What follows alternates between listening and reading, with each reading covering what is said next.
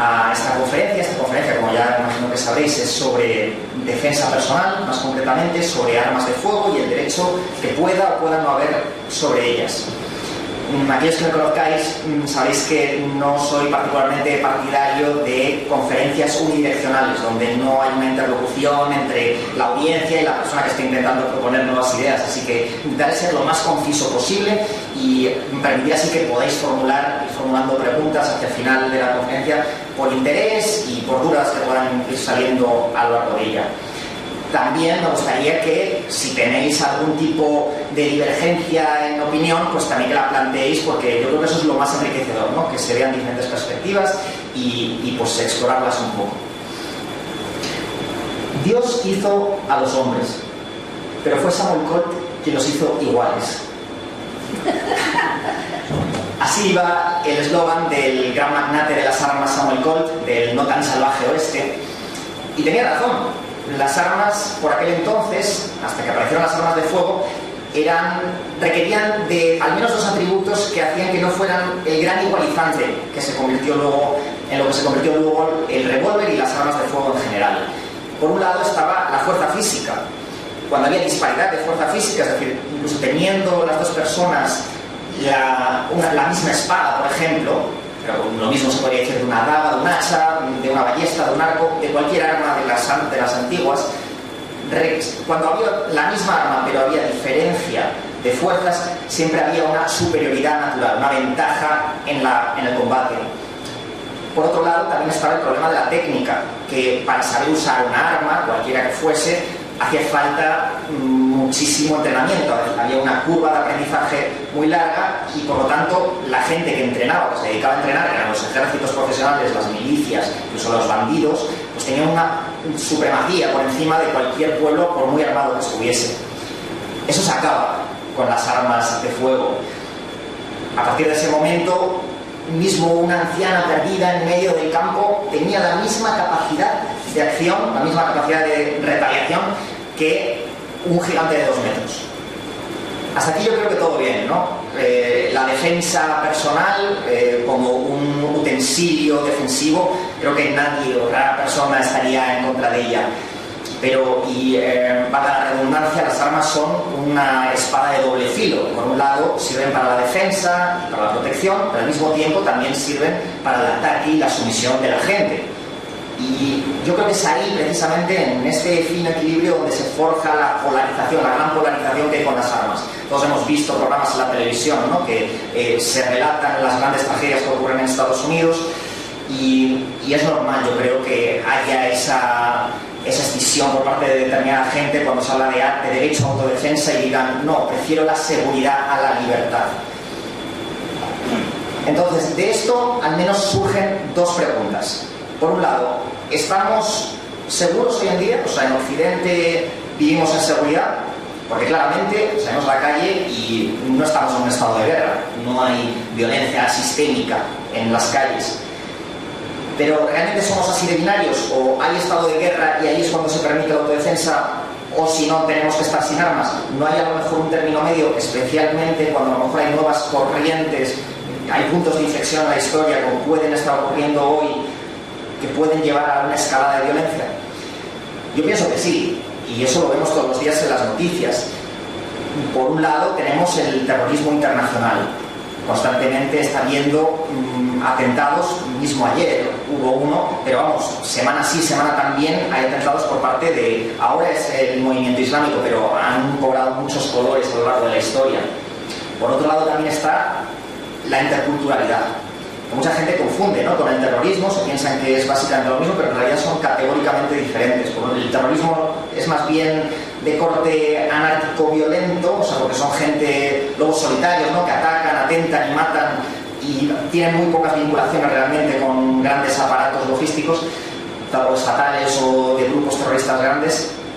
Pero la interculturalidad es algo diferente, es que hay nuevos grupos de gente que tienen sesgos, porque vienen de culturas diferentes. Esos sesgos pueden ser más liberalizadores, no suele, pero suele ocurrir a veces, pero también hay otros que vienen de culturas totalitarias, y eso lo han aprendido desde jóvenes. Hay una anécdota muy curiosa en Estados Unidos que ocurre entre California y Texas. Texas es mucho más pro libertad, California suele ser pues más de corte socialistoide. Y claro, como es común en aquellos países o aquellas regiones donde hay atenazamiento de las libertades, sobre todo económicas, la gente acaba huyendo, ¿no? Porque no, si quieres montar una empresa, al final pues te acaban quitando todo margen de beneficio. Y claro, toda esta gente, ¿hacia dónde migra? A otras regiones donde hay mucha productividad o al menos hay suficiente riqueza como para reiniciar la empresa. ¿Qué pasa? Que esta gente va a Texas desde California huyendo de leyes económicas sancionadoras, pero cuando llegan ahí también traen un bagaje político, porque aún no lo han sabido identificar, no saben realmente por qué se han ido de Texas. Sí, les ha ido mal la empresa, no saben muy bien por qué, y al final acaban trayendo también el voto político hacia más constricción económica. Esto también puede pasar aquí con la multiculturalidad, dependiendo de dónde venga, por supuesto. Por último también, y esto no nos afecta tanto aquí en Europa, pero sí en Estados Unidos, y es la creciente amenaza de la izquierda radical. No sé si estáis muy puestos en el tema de las universidades y las grandes protestas que hay en Estados Unidos, pero hay un movimiento llamado antifascista, Antifa, en Estados Unidos, que constantemente está creciendo, en oposición supuestamente a Donald Trump, pero en realidad es en contra de todas las libertades tradicionalmente liberales.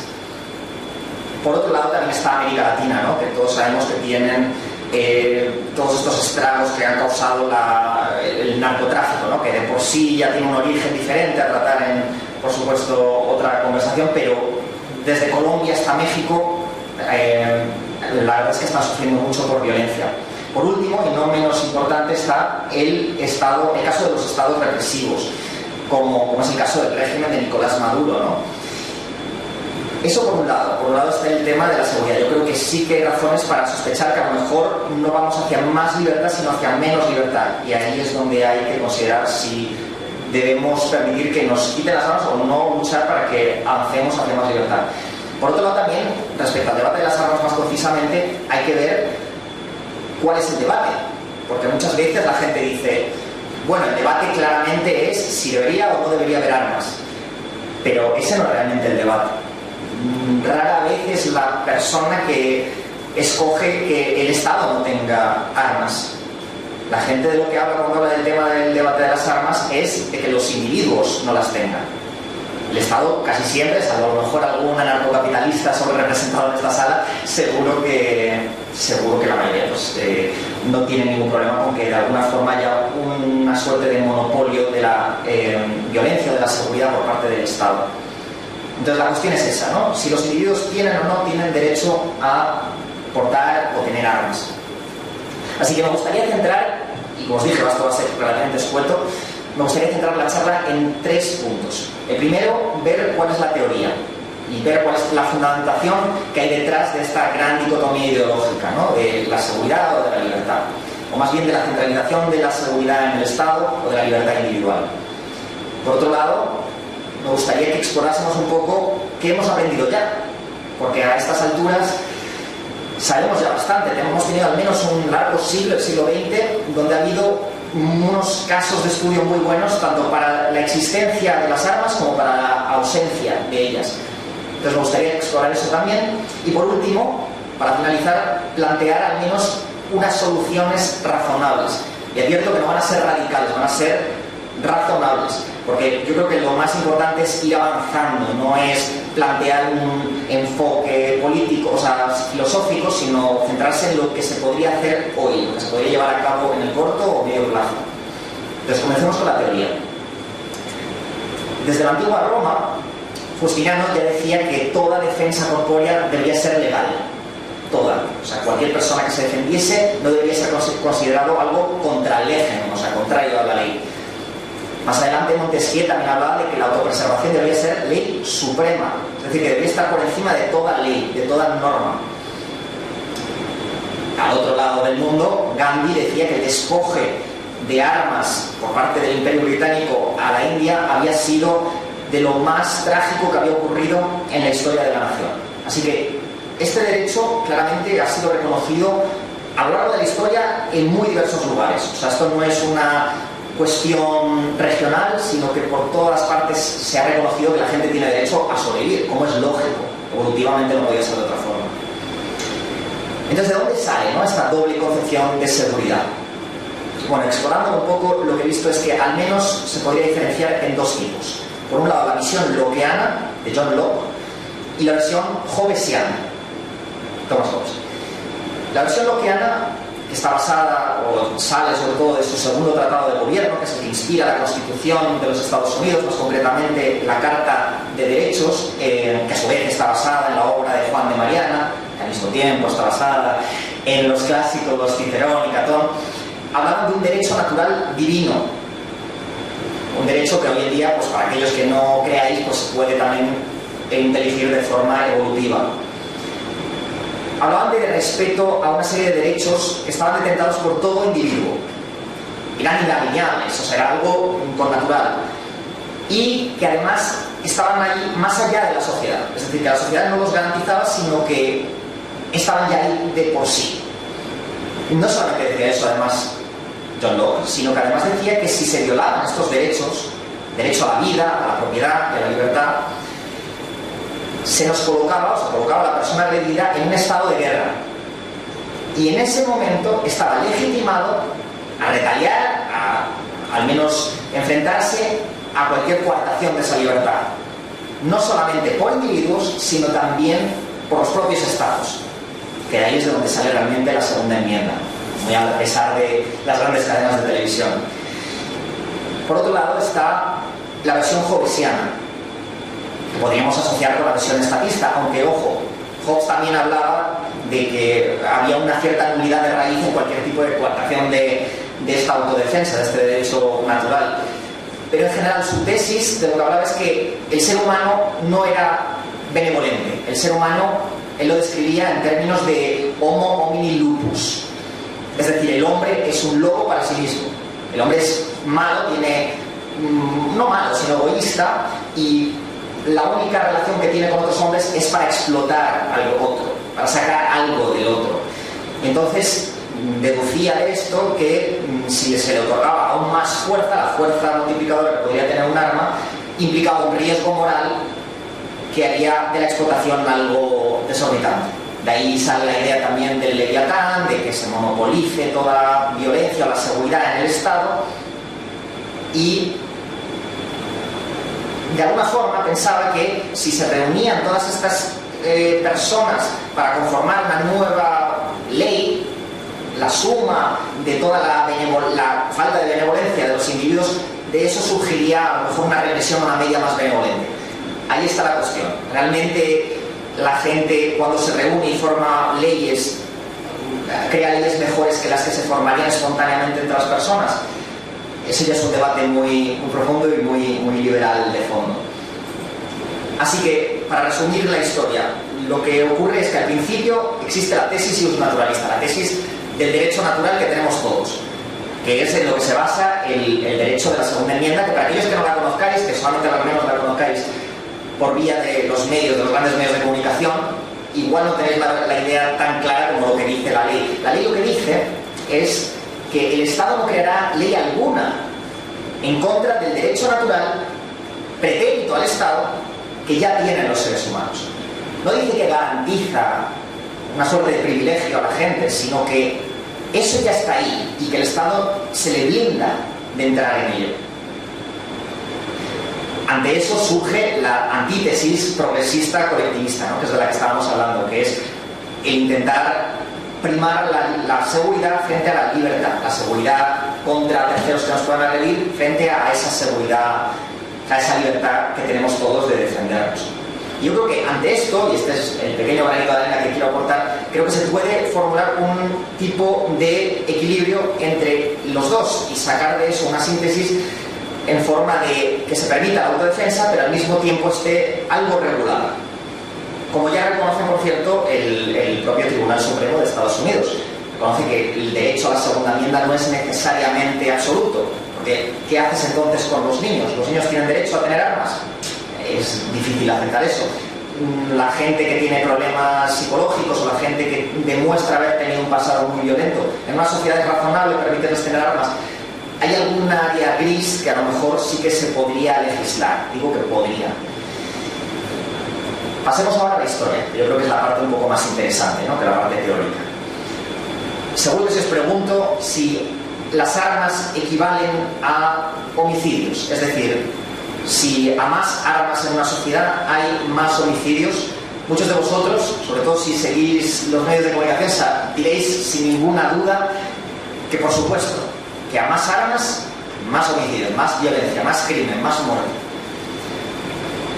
Por otro lado, si os preguntase si en una región, a lo mejor centroamericana, donde hay una alta tasa de criminalidad, se impusieran leyes draconianas para intentar aliviar esta comunidad afligida por las armas, por la violencia sistémica, ¿esas leyes favorecerían la seguridad? A día de hoy, ¿sí o no? Yo imagino que muchos de vosotros también tenderéis a pensar que sí, porque esa es la narrativa que se suele vender hoy en día. Así que volvamos un pelín atrás y veamos las dictaduras.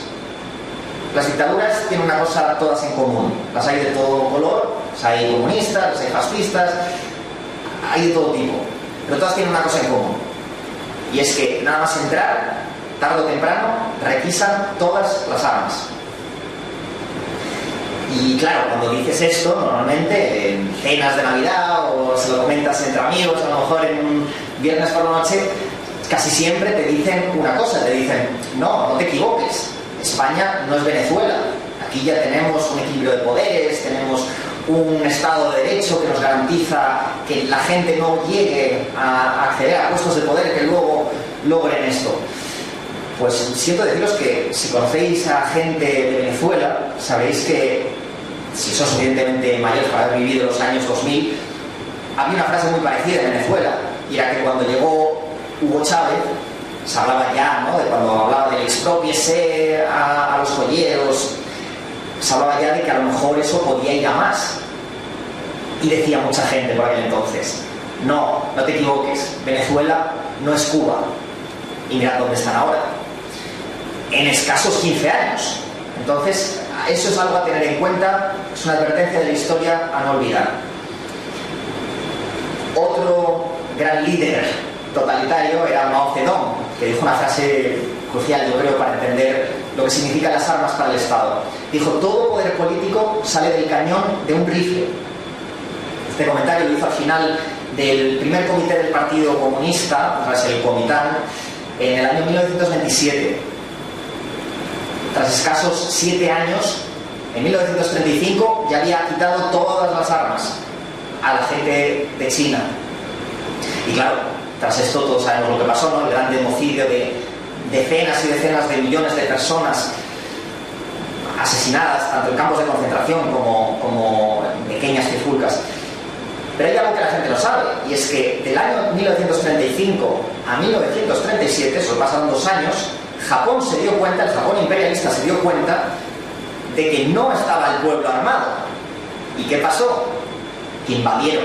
Empezaron por Shanghái, Nanking, y al final acabaron muriendo entre 20 y 30 millones de personas en la Segunda Guerra Mundial, en parte, y yo creo que, podría ser mayoritariamente, por culpa de haber prevenido que la sociedad civil tuviese armas, porque el ejército no tenía capacidad para defender a todo el mundo, como no lo tendría ahora mismo. De hecho, la gran y célebre frase creo que era el comandante Miyazaki, decía algo así como que le preguntaron tras el año 45, tras haber perdido la guerra, ¿por qué no invadisteis Estados Unidos? ¿Por qué no entrasteis en tierra? ¿Por qué os quedasteis atacando Honolulu? ¿Por qué no fuisteis más allá? Y dijo, no lo entendéis, eso sería imposible, sería un suicidio. Y es que detrás de cada hoja de césped en Estados Unidos hay un rifle. Sería imposible. Estas son palabras recogidas de guerra, del tribunal de guerra que hicieron. Acabamos de ver a Mao Zedong, pero podríamos hablar de Fidel Castro, podríamos hablar de Fernando Marcos en Filipinas, 1965, dio entre 10 y 12 días de moratoria, o si no había pena de muerte a aquellos que no entregasen las armas. Y aquellos que estéis interesados podéis ver una serie de entrevistas que dio en su día el ex gobernador de Minnesota, Jesse Ventura, que fue Navy SEAL, fue parte de un comando de élite del ejército americano y estaba además destinado precisamente en Manila en 1965 y lo vivió todo y lo comenta. Además es una persona muy patriota que aquí se asemejaría a una persona liberal. Fidel Castro, por otro lado, yo creo que el caso más popular, en 1959 también hizo lo mismo, fue requisando armas, pero algo que la gente no sabe del caso de Fidel es que surgieron pequeños batallones, pequeños grupos en contra de su revolución, que tenían a lo mejor otra idea de revolución, pero contrarios. Uno de ellos era el Directorio Revolucionario, que en un golpe de suerte consiguió robar un gran barracón de armas que tenía Fidel en San Ambrosio, y a esto, Fidel se quedó sin todas esas armas, eso complicaba mucho su progresión. Hizo un discurso que yo creo que es muy representativo. Fidel hizo un discurso poco conocido, pero muy representativo de su ideología. Dijo algo así como: ¿armas? ¿Para qué? ¿Para luchar contra quién? ¿Contra el gobierno revolucionario que representa y tiene el apoyo de todo el pueblo? O sea que básicamente estaba subyugando cualquier interés individual al interés superior de la sociedad, del colectivo, del pueblo, que claro, él representaba. Y bueno, esto también por supuesto estuvo muy ayudado por Fulgencio Batista, que hizo un registro de armas genérico unos años atrás, y eso pues le facilitó mucho la labor a Fidel, pues simplemente había que robar esos registros e instantáneamente tenías acceso puerta por puerta, además selectivamente, a quienes tenían armas y quitárselas. Sobre esto hay un libro también muy interesante donde trata toda esta tragedia, por Miguel Faría, que se llama Huida del Paraíso Perdido.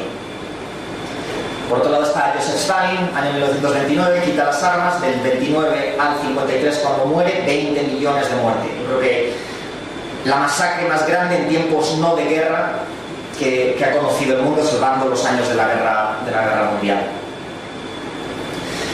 Adolf Hitler, por contra, es un caso muy curioso que la gente confunde cuando habla de estos temas, sobre todo en Estados Unidos, ¿no? Que esto está más en auge.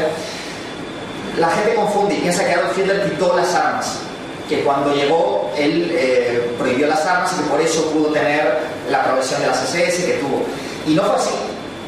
Investigando descubrí que desde la Primera Guerra Mundial, desde el Tratado de París hasta el año 1928, las armas sí que estuvieron prohibidas. Las prohibió además el eje aliado. Pero a partir del 28 sí que se podían tener. Hitler entró más adelante, en el 33. Entonces, en el 38 fue cuando Hitler empezó a cambiar las leyes de armas. Y lo que hizo fue todo lo contrario. Permitió que la gente tuviese aún más armas. Salvo por un grupo. Un único grupo que no podía tener armas. Esos eran, por supuesto, la gente judía. Y todos sabemos cómo acabó esa tragedia. Los que les permitieron tener armas, pues bueno, más o menos se pudieron salvar, entre comillas, pero claro, los que no tuvieron capacidad de defensa, pues acabaron donde acabaron. Turquía, más de lo mismo. 1911 se quitaron las armas, 1915 empezó el genocidio armenio, más de 2 millones de muertes. Otro gran genocidio oculto en la historia. Uganda, 1970, se quitan las armas, 300.000 cristianos masacrados. Camboya, 1956, más de lo mismo. Hugo Chávez, 2012, prohíbe las armas. Mirad lo que está pasando ahora. Incluso con Franco también pasó. Si estáis interesados, tengo alguna anécdota para el final, si queréis preguntármela, familiar, que además yo creo que es bastante representativa de cómo ocurren las requisas. Así que, bueno, acabamos de ver un poco los efectos y los corolarios que tiene la abolición de armas, ¿no? En dictaduras, pero que es el punto que tienen en común. Y desde luego son muy preocupantes. Pero ahora veamos el caso contrario, ¿no? Que es el que realmente está ahora en boga, que es el de los pueblos que están armados, o las naciones, los estados que están armados. Por supuesto, el caso más insigne es el de Estados Unidos. Estados Unidos tiene alrededor de 11.000 muertes por arma al año. 11.000. En España hay entre 30 y 70, dependiendo. Estamos hablando de un gran diferencial, muy, muy diferente.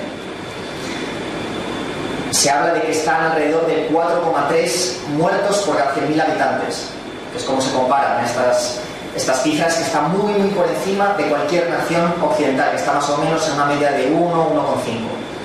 4,3 es algo inaceptable en Occidente.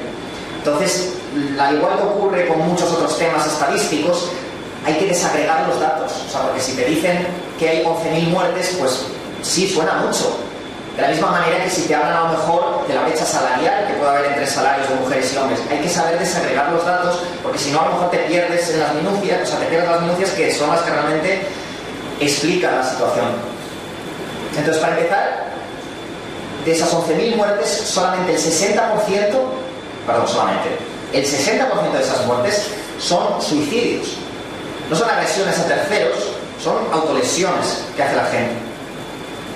60%. De hecho, algo más. Es decir, que solamente el 40% son realmente agresiones, homicidios que todos condenaríamos. De ese 40%, solo el 11% se hace mediante armas adquiridas legalmente por el individuo que comete el crimen. Es decir, que del 40% solamente el 11%, alrededor de un 4 o 5%. Estamos hablando de 450 muertes, no 11.000, que realmente se cometen por causa de que gente tiene en su propiedad armas y las utiliza indebidamente. Y esto cuando lo comparamos las dos poblaciones, la estadounidense y la española, que es alrededor de 8 o 9 veces más pequeña España, tampoco dista tanto. Es decir, que conforme vamos viendo de dónde sale cada dato, te das cuenta que tampoco hay tanta diferencia, pero sigue habiéndola.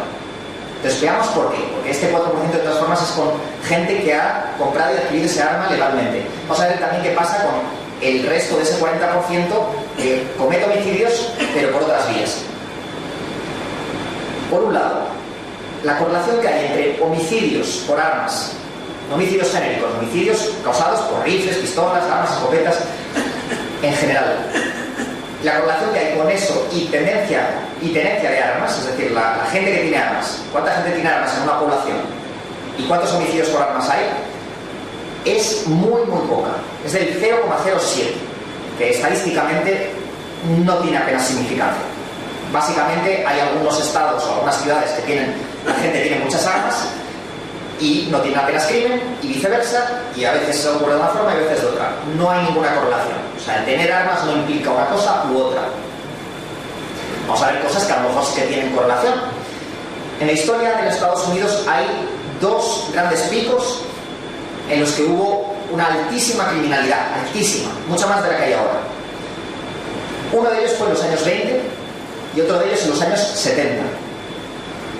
Imagino que algunos ya empezaréis a hipotetizar cuáles son las causas. Y es bastante claro. La prohibición de algunas drogas. Prohibición rotunda, por supuesto. Por un lado estaba la ley seca de los años 20, ¿no? Todos conocemos Al Capone, la gran tradición de la mafia americana. Se originó principalmente ahí. Y claro, en el momento en el que prohíbes un mercado tan grande, lo que haces es generar una economía sumergida con tantos intereses económicos que necesariamente van a utilizar ellos su propia violencia. En los años 70 tenemos la guerra contra las drogas por el presidente Richard Nixon.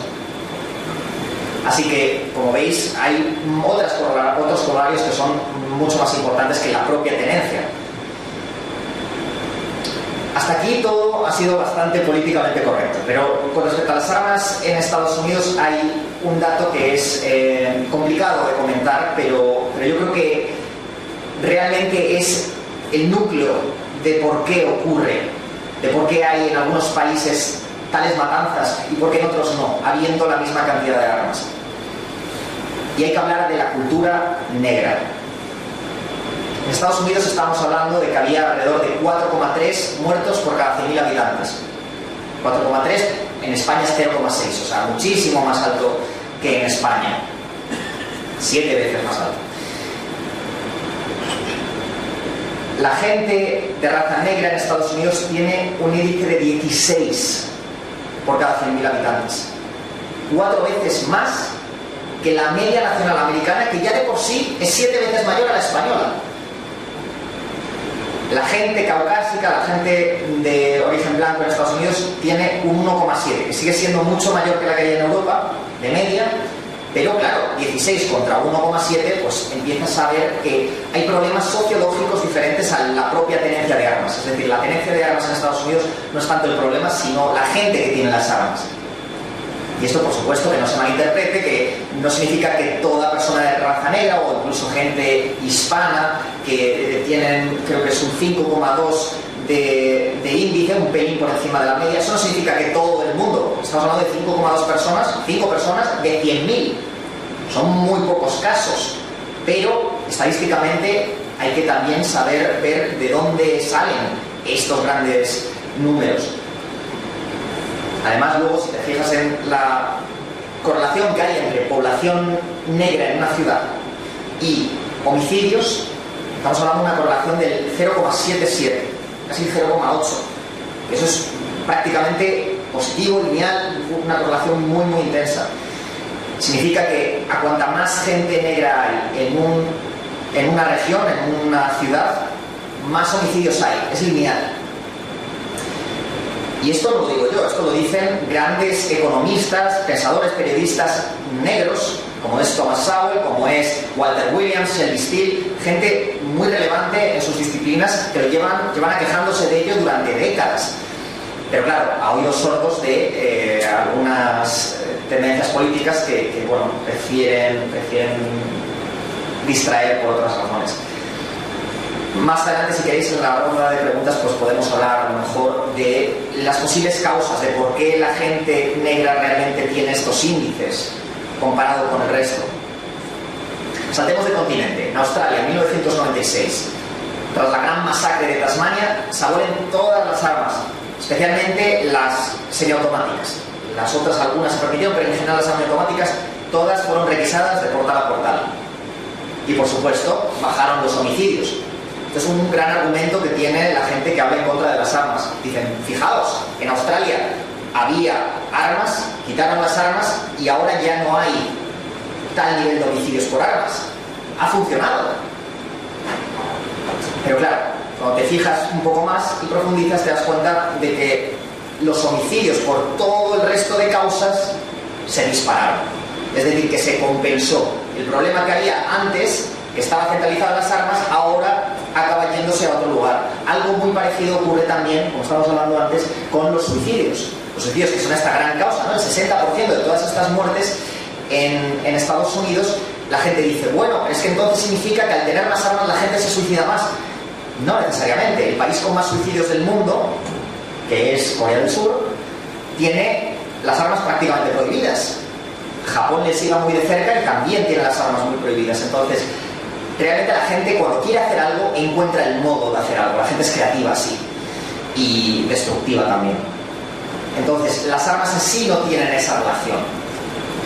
Nos acercamos un poquito más. En este caso seguro que nos suena algo más. Suiza. Suiza tiene un 45% de posesión de armas. 45% de la gente tiene armas en Suiza.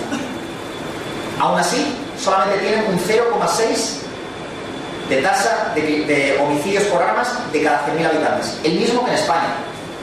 Teniendo 45%, en España las cifras son algo oscuras, pero se habla de que está entre 1 millón y 3 millones. La última cifra es de hace unos años, se hablaba de 1 millón y pico. Hay más de 3 millones de armas. En Suiza es el 45%. Y aún así tiene la misma tasa de criminalidad por armas. Entonces, la correlación claramente no está ahí.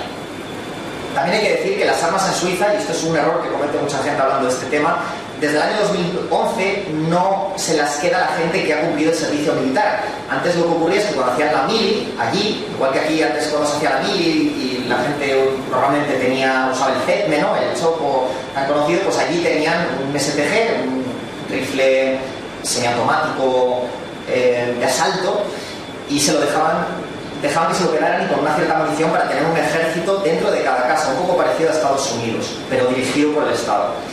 Eso ya no ocurre desde el 2011, pero aún así siguen teniendo una cultura de armas muy grande. Lo único que sí que cabe resaltar, y esto da paso al siguiente punto, que yo creo que es el más importante, que las armas cortas están no prohibidas, pero sí concedidas solo en carácter excepcional. Es decir, que hay que demostrar algún grado de necesidad, de que estás en algún tipo de peligro, para que se te concedan. Un poco en la línea de Europa, a diferencia de Estados Unidos. Y este es el gran punto clave.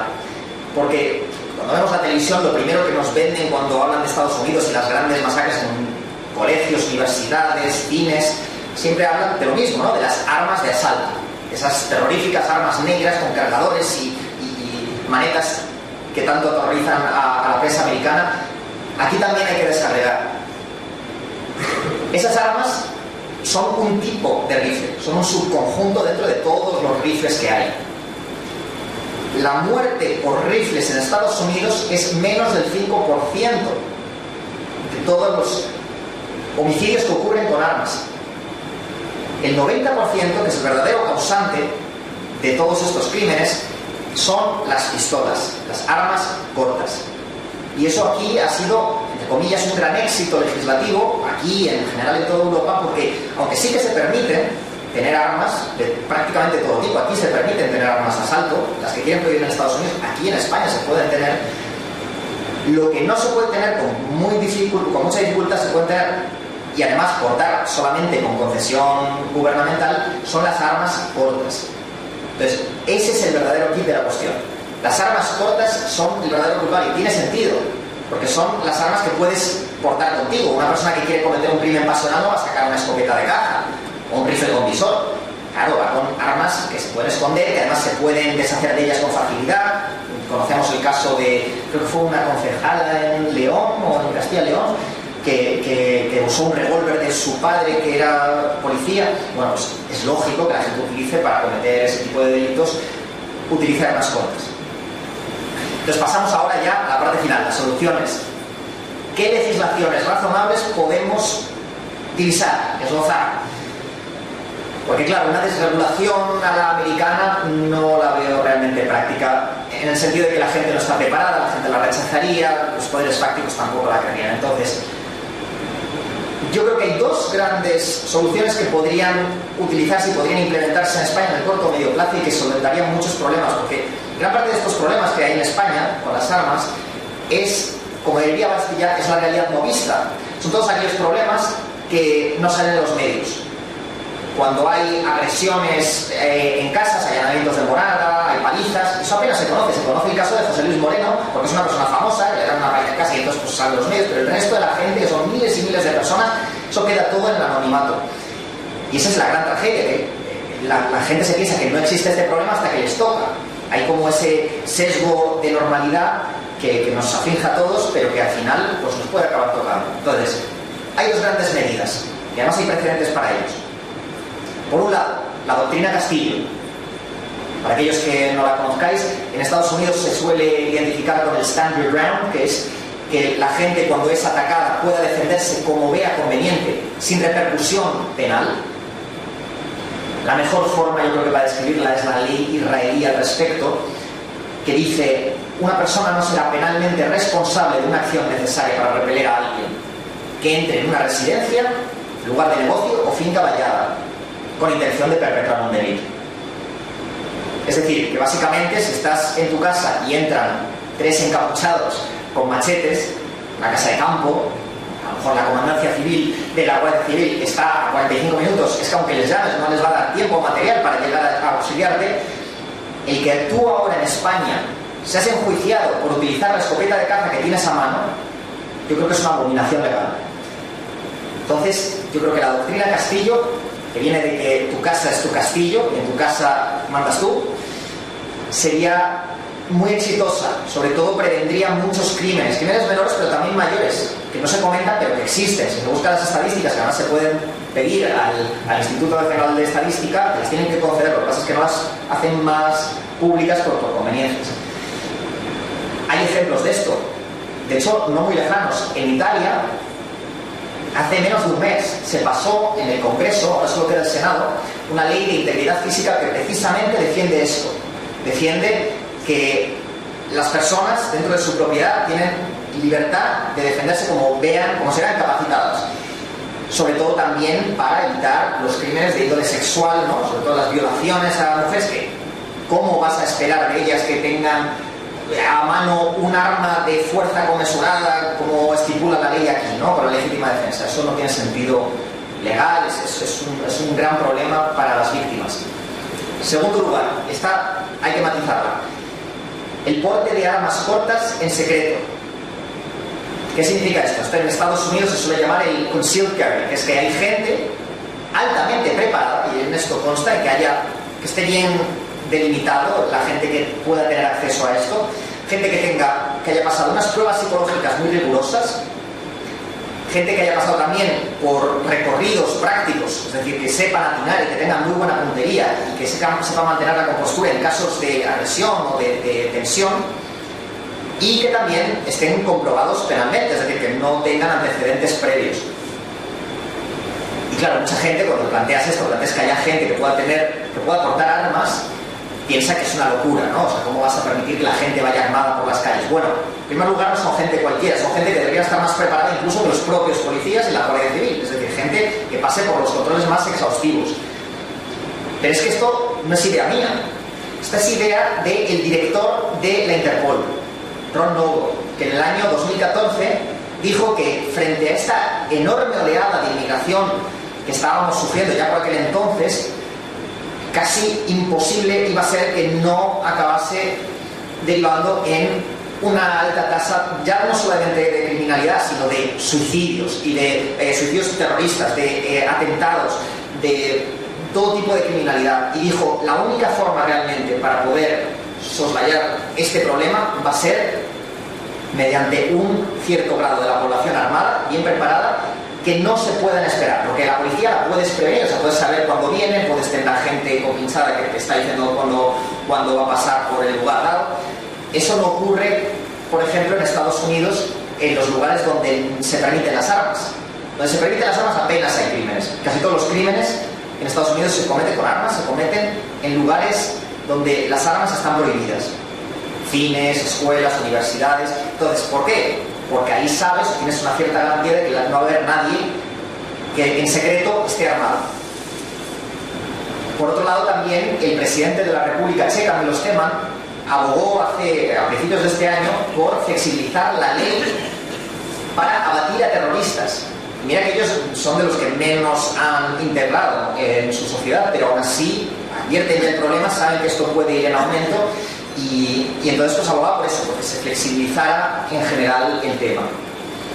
Así que nada, bueno, esto era un poco lo que os quería comentar, y si tuvieseis alguna pregunta, duda, sugerencia, ahora podéis valorarla.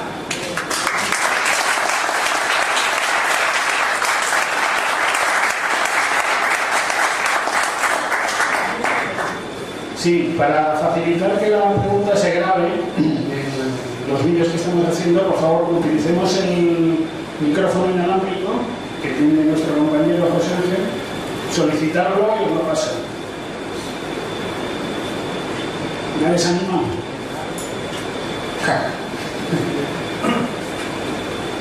Sí, vale. Bueno, gracias por la conferencia, que no sería ser habitual hablar de estos temas. El haber venido a impuestos sociales es muy rollo. De los casos que has puesto antes en relación a desarme de población, la población ya estaba armada, por así decirlo, y luego la dictadura, lo que fuese que has comentado antes, desarmaba a la población. Mi pregunta es, por ejemplo, España, que no hay derecho a portar, te puede ser una licencia, pero me refiero, ¿cómo armarías a una población que partir de cero, como España? Porque no es lo mismo. Yo entiendo que tiene que haber una especie de humus en la sociedad, por ejemplo, que se respete la propiedad privada, que se respete la vida, que se cumpla la ley de seguridad jurídica. Entonces ahí sí que se pueden tener armas, pero por ejemplo en países, por ejemplo, estoy pensando en Venezuela o Colombia con las FARC y tal, pues tener armas es más problema que, por ejemplo, Suiza o Estados Unidos. Entonces quería saber, yo creo que también has comentado con lo de la población negra, aunque esto es incorrecto, pero bueno, yo creo que el factor cultural y sobre todo de la sociedad civil tiene mucho que ver en esto. Sin duda. Gracias por la pregunta. Dos puntos. Primero, España es un caso, y España, cuando digo España me refiero en general a Europa, es un caso curioso porque en España hay muchísimas armas. España ya no solamente es que haya muchísimas armas legales, España pasó una guerra civil hace menos de 100 años. Sigue habiendo muchísimas armas, pues eso, escondidas, gente que se encuentra escopetas de repente, pistolas, todo tipo de cosas. Y eso no solamente en España. en Francia y en Alemania, os podéis imaginar, después de una guerra civil, una guerra mundial como la que fue hace, pues eso, que 80 años. Entonces, este problema es un problema de publicidad, de que aquí en España se habla de que no hay armas, o al menos se contrasta siempre el caso de España con el caso estadounidense. Se dice, aquí en España no tenemos armas y fijaos que bien nos va. Para nada. En España hay millones y millones de armas. De hecho, hay algunas provincias, como son, creo que es Cáceres, la provincia de Ourense también, claro, tienen alrededor del 10, entre el 10 y el 13% de población armada. Es decir, que 1 de cada 10 tienen armas, es bastante. Aún así, cuando te fijas en los índices de criminalidad que tiene esta gente, es que a veces no tienen un muerto en 10 años por armas. Entonces, estamos ante un problema de publicidad, de que se vende que aquí en Europa no hay armas, cuando en Francia y en Alemania hay muchas más que en España. Y además no solamente hay más, esto es otro tema. En España hay un pequeño problema que la asociación ANARMA, ¿no?, que es la gran asociación de armas que hay en España, ha llevado incluso a los tribunales europeos, porque hay discriminación de calibres. Aquí en España somos, junto, creo que es Eslovenia, bueno, hay otro país más, pero que somos los 2 únicos países que no permitimos todas las armas que permite la Unión Europea. Es decir, que hay más restricción que en la propia Unión Europea, en propia Francia, pese a no haber fronteras, pese a Schengen. Entonces, por un lado, aquí hay muchísimas armas. O sea, aquí si realmente hubiese algún tipo de invasión, algún tipo tal, y se permitiese el uso, o se despenalizara el uso en forma defensiva de las armas, en tu casa o esto, se sabría que hay muchas más armas. También habría más crímenes, pero de la misma forma habría menos delitos. Porque claro, la gente dice, no, es que claro, en el momento en el que permitas el uso de las armas, va a haber más delitos. Sí, lógico, pero tampoco hay los delitos que a lo mejor no son mortales, o a lo mejor no causan heridas por arma. Pero ¿qué es lo que prefieres? ¿Qué es lo que prefieres? ¿Que una persona sea violada, apalizada en su casa y dejada moribunda y que sobreviva, que se esconda en los análisis de la historia, o por contra que esa persona se pueda defender y que no sufra ese trauma? Entonces ese es el gran debate también. Entrando ya en el tema de Venezuela, que es un tema mucho más complicado, cuando ya se inicia la violencia, que era la pregunta que hacía antes, cuando se inicia ya la espiral de violencia es muy difícil pararla, y hasta que no se acalmen las partes, que normalmente es cuando triunfa una sobre la otra, difícilmente hay solución legal para suprimirla. Entonces ahí ya poco puedes hacer. O sea, por mucho que intentes ilegalizar las armas o legalizarlas, sí, a lo mejor alguna gente puede comprar, es que ni siquiera tienen capacidad económica para hacerlo. Entonces, y hoy en día en Venezuela han entrado tal magnitud de armas ilegales de contrabando, sobre todo de Colombia, que puedes adquirirla si quieres adquirirla. Entonces, Venezuela y los casos así tan extremos, ahí no sirve. Donde sirve es en los casos donde está empezando a crecer esa espiral y a lo mejor se puede suprimir mediante estas técnicas. No sé si eso responde a la pregunta.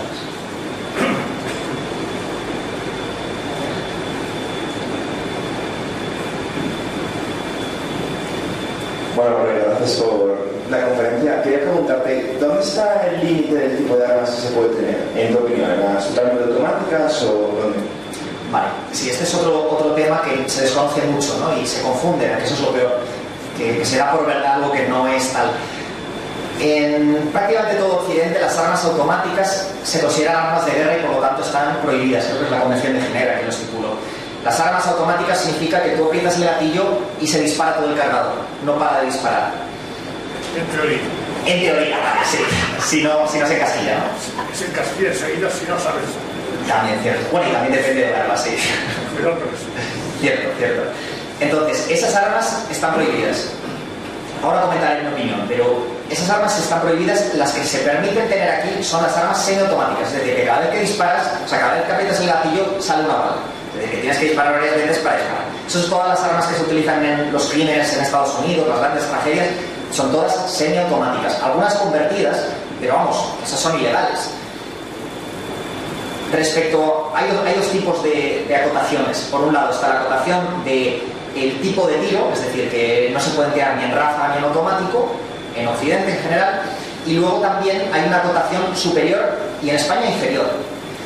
La superior es el calibre 12.7, que es el conocido calibre 50, ¿no?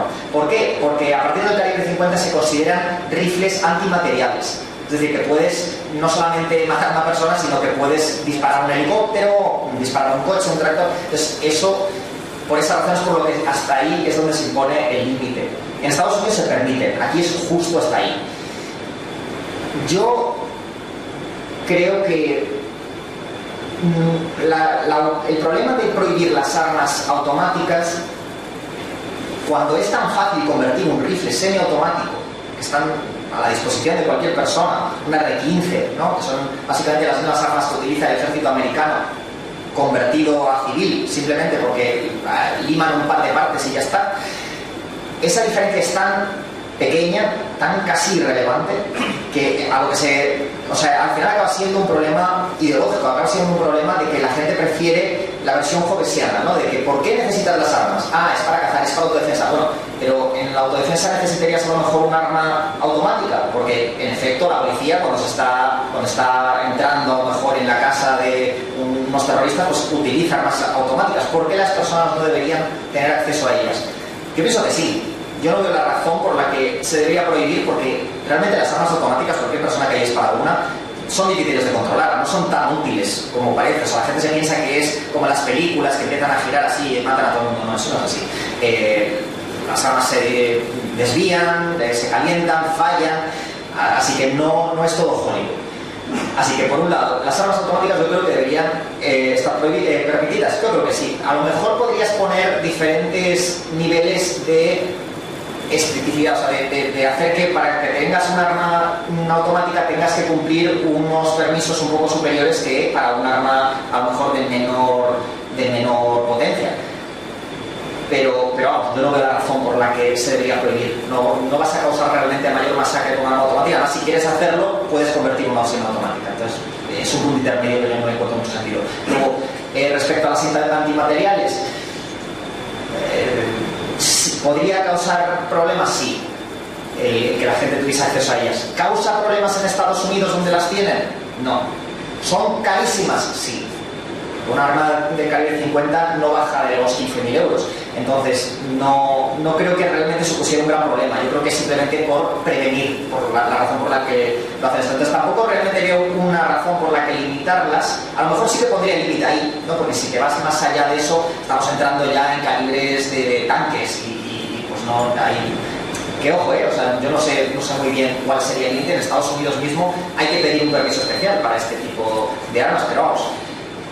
Yo entiendo la utilidad, yo entiendo que puede ser un problema muy grande y bueno, progresivamente pues habría que ver lo que funciona y lo que no funciona, lo que es realmente importante. En España hay otro caso, y es que en España las pistolas que son demasiado pequeñas no se pueden tener, por debajo de calibre 32 creo que es, 32 ACP, que tampoco son tan pequeñas, pero bueno, está por debajo de 9 milímetros, que es la que nos ha hablado la policía, no se pueden tener. Entonces yo creo que eso es contraproducente, porque o sea, mucha gente precisamente lo que querría es estar con protección, pero al mismo tiempo no tener que llevar una pistola de 2 kilos. Entonces, sobre todo, ya hablo de gente a lo mejor más menuda, que no tiene donde esconder un arma y a lo mejor incluso hasta están en peligro. Y es mucho menos letal también, que esa es otra gran controversia, porque la policía normalmente se la entrena para matar. Disparan al centro del cuerpo, centro masa y a cabeza. Y de hecho, los policías que les disparan a miembros acaban siendo enjuiciados para mal. Y eso yo no lo entiendo muy bien. O sea, yo creo que es incluso mejor, ¿no?, poder inutilizar a la agresión que ir de muerte, ¿no?, por sistema.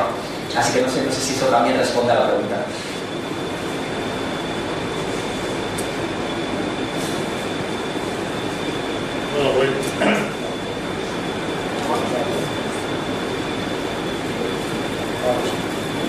Muchas gracias por una intervención tan abierta como rigurosa. La verdad es que ha sido un placer. Está todo muy bien expuesto y no eres partidista, se ve que expones hechos y cada uno pone sus conclusiones. Algunos comentarios. En España las armas que hay en su inmensa mayoría no están utilizables. Armas reutilizables. Las armas hay que cuidarlas, hay que limpiarlas periódicamente, hay que llevarlas a la primera. Y también hay una cosa importante, que sin munición, pues como la tienes en la cabeza ya al año, pues no sirve mucho. Y problemas de munición hay abundantes, lo tienes todo muy tasado, acaba caducando, pero para que veamos hasta qué punto el Estado tiene los ojos en todas partes, ni siquiera el ejército tiene todas las armas que necesita, ni tiene la capacidad de utilizarlas todas. O sea, en prevención desde hace muchos años de golpes de Estado militares, está muy tasado el tipo de arma que tiene cada unidad y la munición que se le adjudica. Y a veces incluso los servicios de inteligencia cambian el calibre para que esas armas no puedan ser usadas. O sea que la mano del Estado es larguísima. Yo la experiencia que tengo, sobre todo en Estados Unidos, es de que realmente la capacidad de defensa aumenta enormemente la seguridad. Es decir, que la mayor libertad, mayor seguridad y no arriesgarse. Y yo que soy un poco osado, lo he comprobado, por ejemplo, en determinadas calles de Nueva York de noche, las 12 de la noche son respetables, en zonas, digamos, complicadas, eso sí, dando a entender que yo llevaba un arma, y amigo, vamos, negros cuadrados me veían y pensaban, este tipo va por nosotros y se escapaban de mí. Si llega a ser en España, me matan y después preguntan, ¿no? Es decir, o sea que, por eso creo bastante en la capacidad de la autodefensa. Lo que ocurre es que en Europa es muy complicado porque se defiende tanto al delincuente que al final el que se defiende suele ser el que queda mal parado. Entonces, claro, habría que cambiar mucha legislación, entiendo yo, para poder mejorar esa seguridad. Al final yo creo que eso irá adelante, ¿no? Porque en sociedades libres las libertades han ido más, ¿no? Entiendo. O sea que creo que sí es una batalla que se ganará con el tiempo y da el beneficio de todos.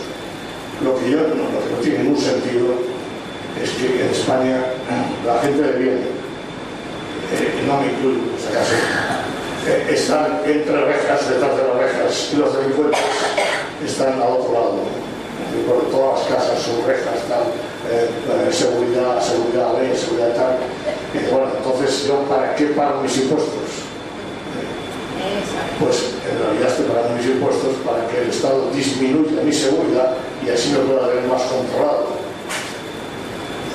Por eso creo que no le doy toda la razón a Locke, pero creo que realmente Hobbes tenía razón al hablar del Leviatán. El enemigo no son los demás, es el Estado. Voy a aprovechar yo para hacerte una pregunta, porque a raíz de esta última intervención también yo creo que sería muy importante poder establecer cuántos ataques se han evitado sin la utilización. Supongo que la estadística aquí es muy compleja, pero a mí me da la impresión de que se han podido salvar muchas situaciones por la simple ostentación del arma, o incluso que las consecuencias hayan sido menores a las que hubieran sido en el caso de que no existiera. ¿Hay algún tipo de estadística en este sentido? Sí, ahora este es el mismo problema que el intentar atisbar cuánta gente hay ilegal en un país. ¿Cómo lo mides? Muy difícil, ¿no? O sea, intentan a veces usar proxies, intentan usar censos, pero es muy difícil, ¿no? Porque, o sea, ¿cómo sabes que esa persona, o sea, cómo intuyes o sabes la intención de una persona que te iba a atacar, pero al ver que llevas el arma ahí en el cinturón, pues ya no lo hace? O cómo sabes, o sea, hay alguna gente que ha hecho estadísticas al respecto, pero son estadísticas de intentos de agresión mediante armas, allanamientos de moradas, agresión, y se hablaba de 1 millón al año en Estados Unidos.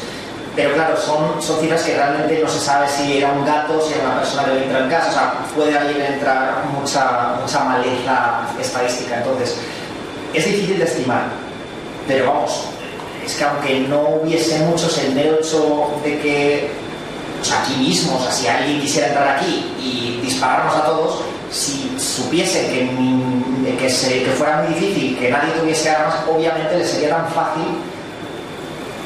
como entrar, mirar un poco por si acaso hay seguridad y ya está. Mientras que si dudas, el caso más importante yo creo en los últimos tiempos fue la sala Bataclan del año 2015, en diciembre del 2015, cuando entraron los terroristas con armas en la discoteca. Estuvieron ahí, ¿cuánto fue? Como 10 minutos o 15 minutos disparando, la gente del barrio escuchándolo, y aún así nadie pudo hacer nada. ¿Por qué? Porque la población está, al menos en las grandes ciudades, muy desarmada, y además tienen miedo de las represalias que pueda hacer el Estado. Claro, porque o sea, vas ahí, les atacas a ellos y es que igual te cae, o sea, igual es toda la cárcel. Entonces, ese es el gran problema. Yo de todas formas lo que abogo es por que no se juzgue a la gente antes de que cometa ningún tipo de delito. Es decir, que claro, o sea, que la gente es inocente hasta que se demuestre lo contrario. Digo yo. Pensaba que la sociedad occidental estaba basada en eso. Entonces, hasta que la gente demuestre ser peligrosa, pues, ¿por qué vas a cercenar sus libertades? No sé si lo veis. Vamos a ver. Muchas gracias por tu exposición. He visto en tu programa algo excelente. Y yo simplemente quería decir que cuando se planteó esa cuestión, yo me declaré un poco en contra la tenencia de armas, porque creo que implica una situación. Sin embargo, te voy a aportar mi propio testimonio personal cuando he andado por Guatemala, Colombia, por Venezuela. Sitios donde todos mis amigos tienen como mínimo un desvío al puesto en la mesita. Y además tú lo entiendes. Claro, tú tienes que pasear por Medellín y no llevas un arma, te puede pasar absolutamente de todo. Entonces creo que se está muy condicionado por cada contexto social, básicamente, y dentro de lo que el marco jurídico permita en orden a la sociedad. También puedo decir que probablemente yo en Colombia tengo un problema. Claro. De todas formas, aquí en España, sin duda, por eso hablaba de que en caso de que se permitiesen, que yo creo que sería muy bueno, sobre todo en las casas al menos, que si estás en tu casa y te atacan, y sobre todo la gente que vive alejada, ¿no?, de cualquier tipo de fuerza o cuerpo de seguridad del Estado, pues naturalmente, además, esa no es su función. La función de la policía no está en todas partes. Es, en la medida de lo posible, pues utilizar una fuerza como es, pero no estar en tu salón, en una casa de campo. Entonces, en esos casos yo creo que lo que habría que hacer es despenalizar la utilización de armas, porque lo que ocurre es que muy específicamente la ley penal lo que hace es criminalizar a la gente que utiliza las armas, es decir, que utilizan una espada, un bate o incluso armas más mortíferas como puede ser un coche, y eso no está penalizado de facto. O sea, hay que hacer investigaciones, diligencias previas, mientras que con las armas sí. Entonces yo lo que sugiero es que se quite esa prebenda y que pues la gente tenga derecho, al menos en su propiedad, en su casa, a defenderse. Hola, buenas tardes. Me ha parecido muy interesante. Yo siempre estoy, reflexionando, incluso escribiendo sobre la importancia del marco institucional.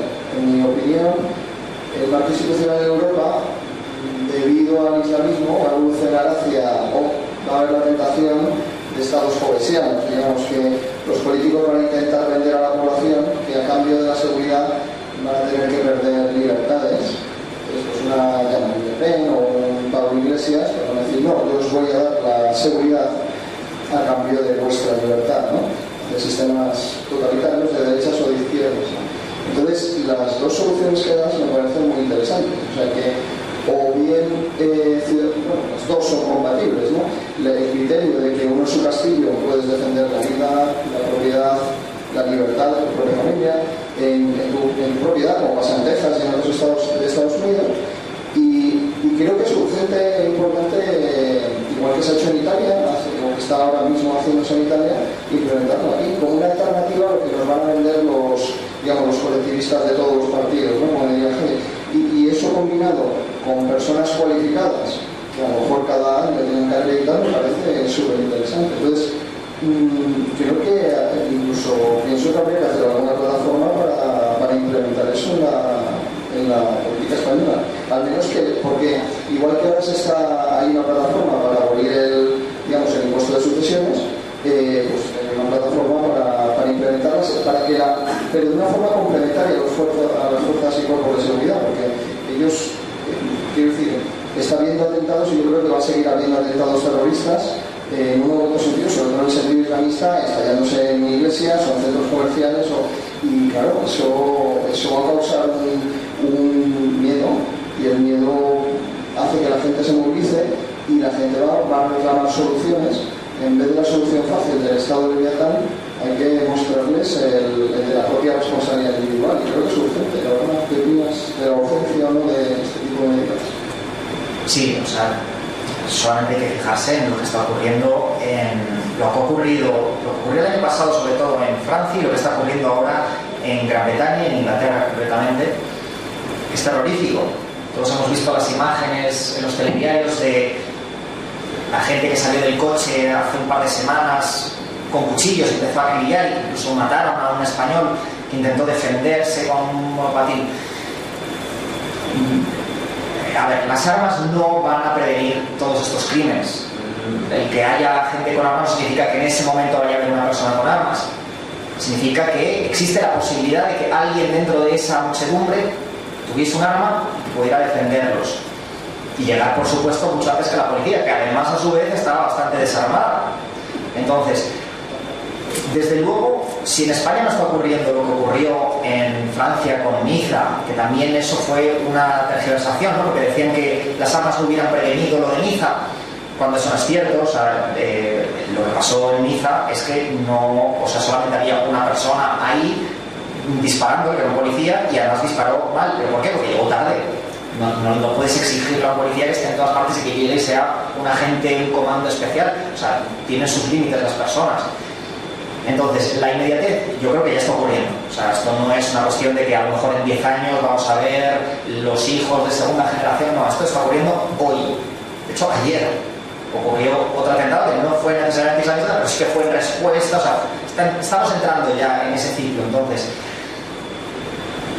en España, si aún no ha ocurrido, yo creo que es porque las fuerzas y cuerpos de seguridad del Estado han sido muy efectivas y han conseguido localizar a las personas. De hecho, casi todas las semanas aparecen noticias de cómo se detienen a nuevas células terroristas por toda España. Entonces, solo falta para que se filtre uno, se les escape a unos entre las manos a los poderes prácticos para que ocurra una masacre como esta. Y no sería la primera vez. Aquí en Europa, aquí en España tuvimos una buena larga temporada de terrorismo etarra, ¿no? Y yo creo que eso se podría replicar, incluso podrían retomar las estructuras que ya tenían, ¿no? Porque esa gente aún sigue estando, incluso algunos están en el poder a día de hoy. Entonces, además comparten gran parte de la ideología, ¿no? Porque la ideología marxistoide está ahora muy alineada también con el Islam y en general pues con esta progresión de la Sharia, promulgación de la Sharia en Europa.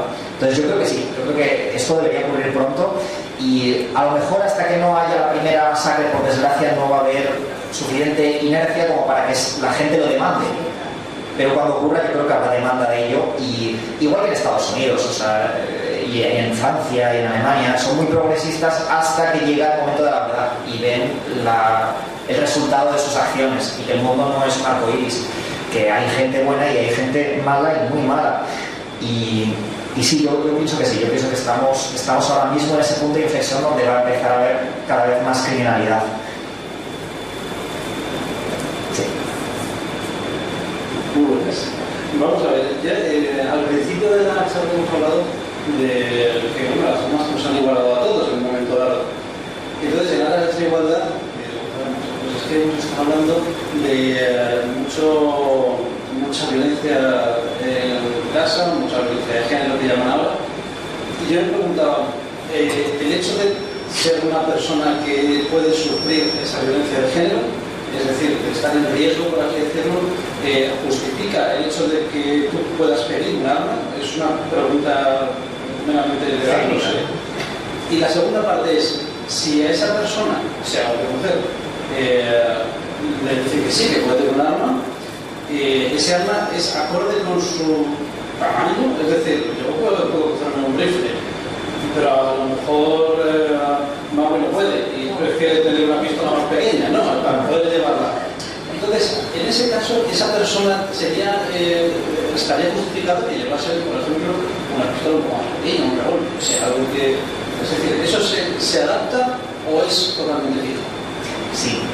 En España no se puede utilizar armas para defenderse. Incluso la gente que tiene la licencia tipo B, que es la que se concede gubernamentalmente para la gente que está en riesgo, joyeros, gente políticos, gente que está bajo riesgo, ¿no? Bajo amenaza, se les permite tener armas, pero es en caso residual, o sea, es en última instancia. No se hacen pruebas específicas para tamaños de armas. O sea, por ejemplo, lo que hay es a lo mejor la licencia de caza, la tipo B, que te permite tener todo tipo de rifles, desde el calibre por encima del 22 hasta por debajo del 50. Tienes ahí un montón de rifles que puedes tener. Eso luego ya lo haces tú, ¿no? Escoges tú la que más va de acuerdo a tu corpulencia. También hay que saber otra cosa, las armas, en contra de lo que parece en Hollywood, no son lo que parecen. Un calibre pequeño no mata a una persona, salvo que des en un punto vital concreto. Un calibre 9, de hecho los propios marines americanos, que tenían originalmente calibre 45, ¿no? Las 19-11 tradicionales, se las sustituyeron por veretas del calibre 9, que su calibre es mucho más pequeño, y se quejaron hasta que se las volvieron a dar las del 45, porque con el calibre 9 tú le puedes disparar varias veces a una persona y sí, a lo mejor en 10 minutos se desangra, pero no la vas a parar. Entonces, eso es otro factor. O sea, la gente se piensa que cualquier pistola disparas a una persona y la persona cae abatida. No es así. Salvo con disparos de rifles, y rifles además a partir de determinado calibre, no tienen esa capacidad que la gente se piensa. ¿Cuál era la otra pregunta? Si se concedía a las mujeres. No, a las mujeres no se concede. ¿Ah, no? No. Armas, no. Se concede a lo mejor excepcionalmente, pero es que hay demasiadas también. Demasiadas mujeres. No, demasiadas personas que están por desgracia, bajo amenaza, ¿no? Y entonces, claro, el problema es ese, que estas licencias las quieren mantener en un mínimo. Entonces no se conceden apenas a personas. No recuerdo la estadística, pero son muy poquitas, y de hecho se conceden, pues eso, es mucho de amigueo, de conocer al político dado. A lo mejor en los tiempos de ETA sí que se concedía mucho a los políticos que estaban amenazados. Los políticos en general la suelen tener, pero poco más. A lo mejor en un futuro sí que se les da, pero yo me imagino que se intentará hacer algún tipo de prueba, ¿no? Si es algo de tal magnitud, seguramente se obligará a hacer una prueba o se modificará la ley para que haya otra licencia particular para este tipo de defensa, que a lo mejor esa es otra vía también, el intentar enseñar a las mujeres que no tienen por qué esperar a que sean agredidas para luego llamar al teléfono de ayuda, sino que pueden defenderse, que son soberanas, que pueden ellas expulsar esa amenaza, que se responsabilicen de su propia defensa.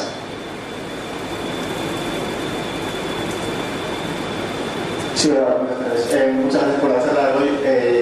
Yo primero quería contar una anécdota de cuando el de Bataclan. Yo recuerdo que salió una noticia que decía algo así como que en un restaurante había dos colombianos narcotraficantes, se supone que estaban armados, y se supone que entraron unos hombres armados, unos supuestos terroristas, y los hombres narcotraficantes, como llevaban armas, frustraron el atentado.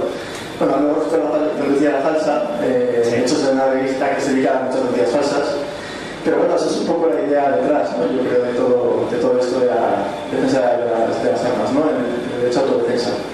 Y luego quería pedirte que contaras tu anécdota personal que has mencionado antes, pero que no la has contado, si pudieras contarla. Vale, sí, no, totalmente, te iba a decir justo eso, que al final no fue verdadera, ¿no? La de que esos... No sé si eran narcotraficantes, pero eran gente que supuestamente iba armada y que consiguieron abatir a los terroristas. No fue verdad, pero ojalá lo hubiera sido. Es decir, que quién no hubiera querido que en un momento dado ves huir a unos terroristas y que haya alguien que esté capacitado, que sepa usar las armas bien, que tenga la precisión de vida y que acabe con ellos, porque es que esa gente además luego van a seguir matando, o sea, cualquier persona que se le resista pues van a seguir matándolas. Entonces sí, sin duda, ojalá que fuera eso así. Y la anécdota, he contado varias, pero ¿te referías a hablar a la familiar de Franco? Sí, bueno, es una anécdota así curiosa porque yo tengo familia originalmente en Galicia y mi bisabuelo tenía armas, le gustaban mucho las armas. Y por lo visto, cuando se inició la guerra civil en el 36, pues había diferentes facciones que iban por las diferentes regiones confiscando las armas. Y por lo visto, y esto me lo contaron hace un par de años, gente que le conocieron, o sea, que eran pequeños y lo presenciaron. Y por lo visto lo que ocurrió fue que le llegaron a su casa y él además llegaron un par de jóvenes creo que era de la Falange, de FET y de las Fons, y él era más o menos partidario de los nacionales, pero bueno, llegaron a su casa y le dijeron, señora Quirino, denos todas sus armas porque se las estamos quitando a todo el mundo y aquí tiene que haber orden y paz. Y él por lo visto dijo que sí, que por supuesto, que había bajado, fue a buscar la escopeta, la cargó, bajó abajo, les dio la escopeta así, con el cañón enfilado hacia ellos, y les dijo, aquí la tenéis, tirad de ella si la queréis. Por lo visto se fueron, pero igual de casta le había ganado, pero sí que es cierto que si hubiera más gente. En la entrevista que hicimos a Antonio Escotado, por cierto, comentó una anécdota muy interesante. Dijo que en la Alemania nazi, cuando estaban revisando armas de los judíos, uno de ellos se resistió y subieron 3 agentes a buscar sus armas y la persona pues disparó a los 3 y acabó con los 3. Por supuesto, al cabo de unos minutos volvieron a subir otros 5 agentes y acabaron con su vida. Este señor tiene un nombre, pero vamos a llamarle Alfred. Dijo algo así Escotado como que si hubiese habido 5 Alfreds en toda Alemania, solo 5, no habría habido una Segunda Guerra Mundial. Porque piensa que en el momento en el que la población se resiste y la policía ve que hay consecuencias mortales al intentar extraer la capacidad de autodefensa de la gente, el Estado sabe pararse, porque tiene también capacidad de autodefensa y quiere salvaguardar su estatus, la gente que pertenece a ese organigrama. Entonces, yo creo que esa es una labor también que los padres fundadores hablaban mucho de ella, ¿no? De que el precio de la libertad es la eterna vigilancia, de que para conservar las libertades necesariamente tienes que hacerlas efectivas. Si dejas que poco a poco se vayan erosionando y primero te quitan, como en Estados Unidos, te rebajan el número de balas que puedes tener por cargador o determinan qué tipo de rifle puedes tener, y el rifle que tenga mango y que sea de color negro y tenga cargador ya no se puede tener. Poco a poco, progresivamente, como decía Al Gore en su famoso documental sobre el cambio climático, otro tema, se hablaba de eso, ¿no? De que incrementalmente era como iban ocurriendo estas cosas, ¿no? Y al final la rana acababa hervida. Y entonces pues eso es lo que yo creo que está pasando en Estados Unidos, que progresivamente van quitando poco a poco una libertad por aquí, que si queréis registro de armas por allá, y al final pues se queda en lo que tenemos aquí o menos, porque realmente lo que tenemos aquí está al nivel de California. Incluso en algunas instancias tenemos más derechos que en la propia California, en Estados Unidos. Así que una pregunta que sí que me gustaría haceros, y bueno, si quieres hablar. Sí, yo creía que comentases el caso de México y la autodefensa frente a... O sea, estamos comentando el caso en que los estados, las fuerzas y cuerpos de seguridad, en general no son corruptas, ¿no? Pero hay casos en los que los países fallan, One Nation fail, ¿no? Entonces, en esos casos en los que el Estado falla y no dotan esa triple seguridad, porque hay jueces corruptos, ejército corrupto y sobre todo policías corruptos, ¿cómo existe la posibilidad en esos estados, como ocurre en México? En algunos ejemplos lo vi en documentos TV, en un documental donde la propia gente era comentarte eso, a ver si podías comentar ese caso de autodefensa, digamos, de la gente organizada, armada, de un modo ilegal, pero para poder garantizar para que no les maten 12 familiares, como una de las personas que aparecía en el documental, ¿no? Sí, sin duda. Ese fue un caso muy curioso. Para aquellos que no lo conozcan, estoy buscando el nombre, pero básicamente era una aldea, hay varias por lo visto, pero ya en su día, creo que la primera vez que ocurrió fue hace unos años, en 2013 creo, que visto que la policía, el ejército, los jueces estaban todos comprados por los grandes capos del narcotráfico, hubo, y además en México están prohibidísimas las armas, una serie de ciudadanos en pueblos céntricos de México empezaron a tomar la ley por su cuenta. Entonces, dentro del propio pueblo empezaron a armarse y empezaron a hacer milicias propias para resistir, ¿no?, la tiranía de este pseudo gobierno que eran las grandes organizaciones de narcotráfico. Y sin duda, o sea, al final consiguieron su cometido, se consiguieron expulsar a los narcotraficantes. Al final la policía se restituyó a donde debería estar, ¿no? Pero claro, es tan difícil, ¿no? Porque cuando tienes tanto dinero concentrado en las manos de estas personas y luego ese dinero se puede usar o bien para comprar a todos los poderes políticos en un país pobre, es casi imposible evitar que haya corrupción de ese tipo y que al final pues surjan espontáneamente este tipo de milicias. Yo lo veo bien. Yo preferiría que se hiciera de una forma un poco más organizada, de la misma forma que se hace, por ejemplo, en Israel, ¿no? En Israel, frente a todos estos túneles que hacen desde Cisjordania y desde el frente de Gaza.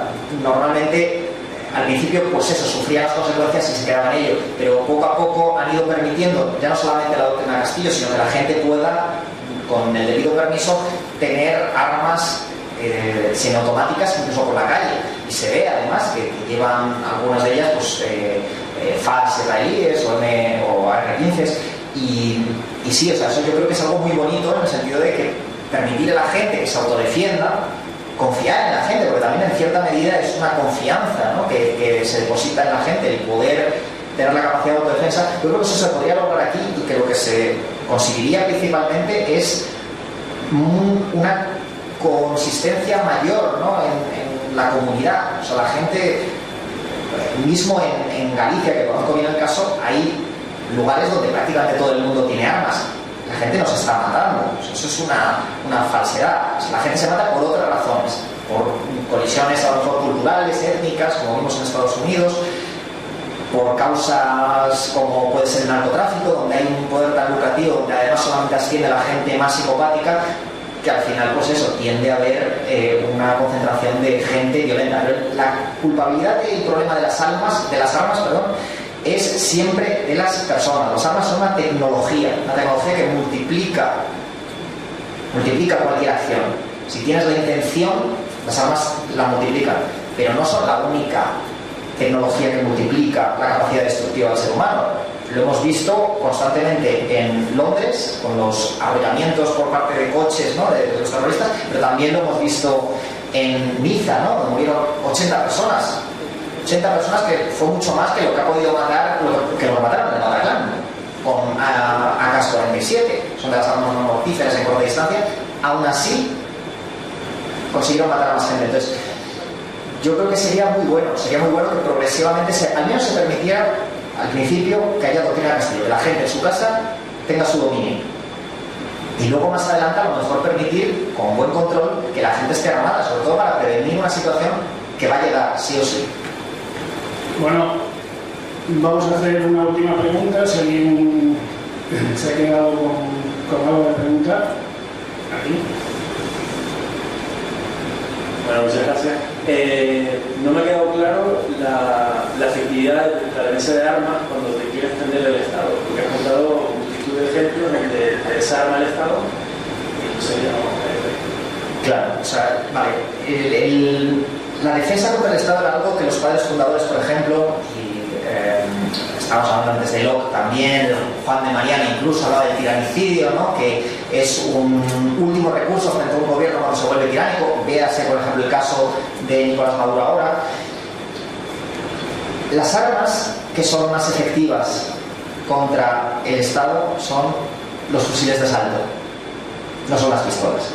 Las pistolas sirven para cometer pequeños crímenes. Cuando entras y quieres matar a una persona, pues disparas, la tienes cerca, apuntas y más o menos son efectivas.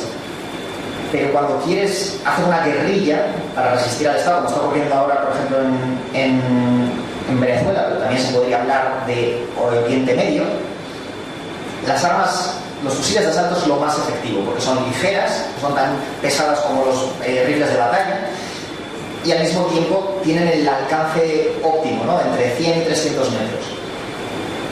Entonces, ¿por qué en Estados Unidos hay este gran empuje para prohibir las armas de asalto cuando no son ni un 5% del total de la criminalidad que ocurre? Yo creo que es un problema de que los poderes no quieren permitir que la gente en algún momento se rebele, porque en Estados Unidos además existen milicias, existe gente pues, que habla de esto. Dentro del ejército también, aquí en España pues, hay mucha gente que está enfadada, ¿no? Constantemente además está enfadada con los poderes, sobre todo con el ejecutivo, porque no les suelen tratar muy bien. Y yo entiendo, ¿no?, que tengan controlada la cantidad de munición, no solamente para el ejército, sino incluso para los propios civiles. Entonces, la capacidad que tienen los civiles para defenderse del Estado tiránico, bueno, ¿qué capacidad tuvieron los talibanes, o tienen los talibanes, o tienen, por ejemplo, la gente en Siria o en Irak, de defenderse del mayor ejército del mundo, como fue el de Estados Unidos cuando invadió? ¿Cuánto tardó Estados Unidos, si realmente llegó a invadir Irak, en asegurar determinadas regiones? Muchísimos años, teniendo el mejor ejército del mundo, la mejor tecnología, satélites, aviones, tanques, tenían todo, y aún así les costó muchísimo resistirlo. Al respecto, y a lo mejor para finalizar, me gustaría resaltar por un lado eso y por otro lado lo que ocurrió aquí en el año 1808 y bueno, hacia el 12, con la guerra de guerrillas que les hicimos a los franceses cuando intentaron invadirnos, ¿no? Cuando se la colaron a Carlos IV y a Fernando VII y intentaron permanecer aquí, poner aquí a su nuevo rey. ¿Y cómo luchó España? Donde luchó Torrijos, precisamente. Donde luchó Torrijos, eso es. Y entonces, ¿qué tenía la gente? ¿Qué tenía Manuela Malasaña? Todos conocemos Malasaña aquí en Madrid. ¿Qué tenía Manuela Malasaña? Unas tijeras, esa era su arma. Y aún así, entre muchos, consiguieron resistir al que probablemente era el mejor ejército que había en aquel entonces, era el ejército napoleónico. Entonces, se subestima mucho la capacidad que tienen las personas con armas, conociendo bien el terreno y con voluntad de autodefenderse para resistir la tiranía. Por eso yo nunca reniego de ellos, o sea, ¿no? Cuando te dicen, no, es que hoy en día sería imposible, tienen toda la tecnología del mundo, nos controlan además tecnológicamente. Yo creo que eso es más bien una ficción que nos intentan crear para que no haya ningún tipo de intentona, pero en realidad la capacidad es mucha. La gente al final acabamos siendo humanos hasta que aparezcan robots, máquinas y tengan, pues eso, sus propios ejércitos no humanos. No está tan desequilibrada. En el caso de que surgiera un gobierno tiránico, la lucha entre una ciudadanía armada con armas comunes y el ejército tradicional. Eso es lo que pienso.